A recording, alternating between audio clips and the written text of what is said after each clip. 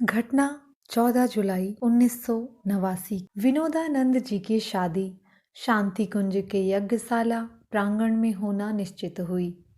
श्रद्धेय आचार्यगण द्वारा विवाह संस्कार के वेद मंत्रों के छंदबद्ध उच्चारण और उनकी सारगर्भित व्याख्याएं श्रोताओं को मंत्रमुग्ध कर रही थी। शांति पाठ विसर्जन के उपरांत वर वधू को वंदनीय माताजी एवं परम पूज्य गुरुदेव के आशीर्वचनों के लिए उनके कक्ष में जाना था।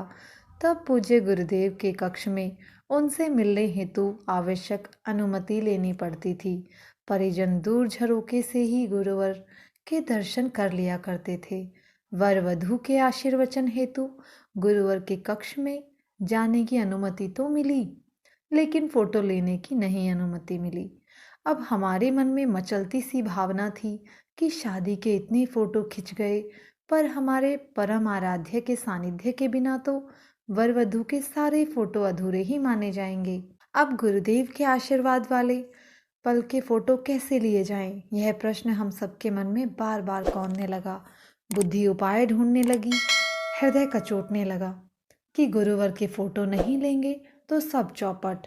तुरंत मेरे पति विजय कुमार शर्मा के मन में एक उपाय सूझा कि अगर श्रद्धेय शिव प्रसाद मिश्रा जी के द्वारा फोटो लेने की अनुमति स्वीकार करवा ली जाए तो यह संभव हो सकता है।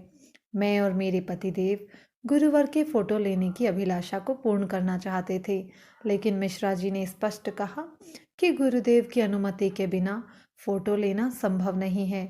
उन्होंने भी फोटो लेने से मना कर दिया।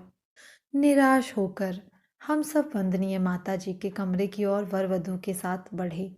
नीचे के कमरे में वंदनीय माताजी से आशीर्वाद लेकर ऊपर के कमरे में गुरुदेव के आशीष हेतु जाना था। मेरे पति भी कैमरा लेकर वर वधू के साथ गुरुवर के पास पहुंच गए। गुरुदेव ने बड़े प्यार से भाव भरे आशीष वचन कहे। तभी मेरे पति ने कैमरे से 2 फोटो फटाफट खींच लिए। गुरुदेव एक भेदक दृष्टि डालकर मुस्कुराए भी। हम सब बड़े प्रसन्न थे कि गुरुदेव की यादें हमारे साथ होंगी। हम सब खुशी खुशी घर लौटे। अपने घर जमालपुर मुंगेर पहुंचकर जब मेरे पति ने कैमरे की रील साफ कराई तो वे स्तब्ध रह गए। मैं भी देखकर हैरान थी कि वंदनीय माताजी के फोटो तो कैमरे में स्पष्ट आए थे, पर गुरुदेव के लिए गए दोनों चित्र बिल्कुल सादे आए थे। तब मैं गुरुदेव की उस भेदक दृष्टि और मुस्कुराहट का अर्थ समझी।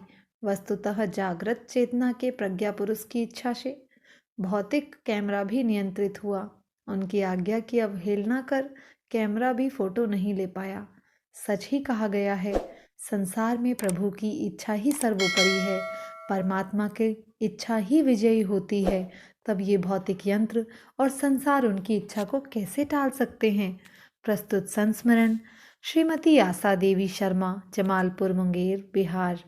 युग सृष्टा की युग साहित्य, अद्भुत आश्चर्यजनक किंतु सत्य पुस्तक के कुछ अंश। धन्यवाद। नमस्कार।